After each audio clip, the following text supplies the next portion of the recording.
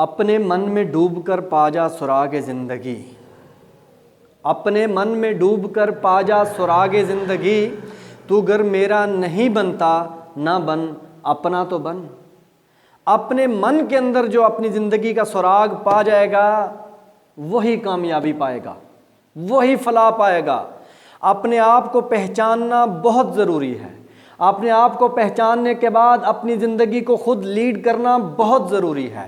اپنے آپ کو پہچان لینے کے بعد، اپنے آپ کو ایکسپلور کر لینے کے بعد، جو آپ ہیں اس کو تسلیم کر لینے کے بعد جو زندگی گزرے گی وہی اصل زندگی ہوگی، اور وہ زندگی ایسی زندگی ہوگی کہ زندگی بھی رشک کرے گی، زندگی بھی ناز کرے گی، زندگی بھی فخر کرے گی کہ واہ کیا کمال طریقے کی زندگی گزری ہے۔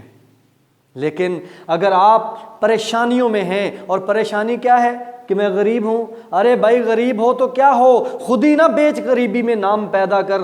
جو خودی ہے، جو غیرت ہے، اس کو سامنے رکھتے ہوئے اسی میں آگے چل کر آگے بڑھو۔ اگر گاؤں میں پیدا ہوگے تو کیا ہوا؟ اگر جو دنیاوی لحاظ سے ذات برادری اور اونچ نیچ کا مقام بنا ہوا، کسی ایسی برادری میں پیدا ہو گئے، کسی ایسی جو ہے خاندان میں پیدا ہو گئے جس کا سوسائٹی میں ایک مقام نہیں بنا جاتا، جس کا ایک سوسائٹی میں جس کو لوگ چھوٹا خاندان، چھوٹی برادری تصور کرتے، تو کیا ہوا؟ کیا یہ ذات برادری، کیا یہ جو ہمارے جو تقسیم ہے اس کی بنیاد پہ ہمارے رب نے ہمیں پہچاننا ہے، یا ہمارے رب نے اس کی بنیاد پہ ہمیں جو ہے وہ اجر دینا ہے، یا اس کی بنیاد پہ ہمیں کامیابی اور ناکامی ملنی ہے؟